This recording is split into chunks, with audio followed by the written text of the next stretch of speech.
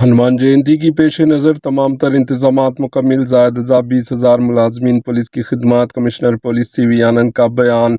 Commissioner police CV आनंद ने कहा कि हनुमान जयंती की पेश नज़र तमाम तर इंतजामात मुकम्मिल कर लिए गए हैं। इस सिलसिले में एक इजलास मुनक्किद हुआ जिसमें विश्व हिंदू परिषद और बजरंग दल के कायदीन भी मौजूद थे।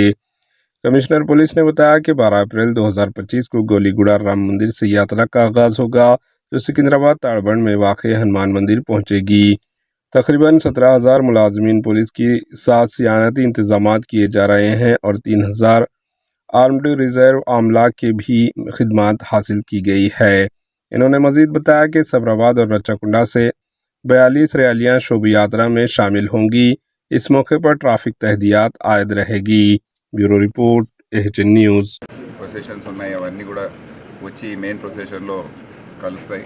ఇతర కమిషనరేట్స్ సైబరాబాద్ రాచకొండ నుండి కూడా ఈ ప్రొసెషన్స్ దాదాపు 42 వరకు మేము గుర్తించాము.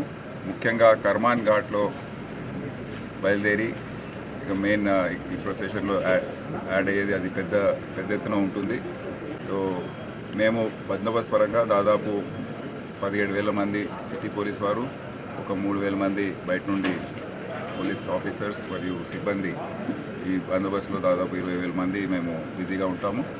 సో తప్పకుండా ఈసారి కూడా ఎటువంటి సమస్య లేకుండా ప్రశాంతంగా ఈ ప్రొసెషన్ అంతా కూడా ఊరేగింపు పూర్తవుతుందని.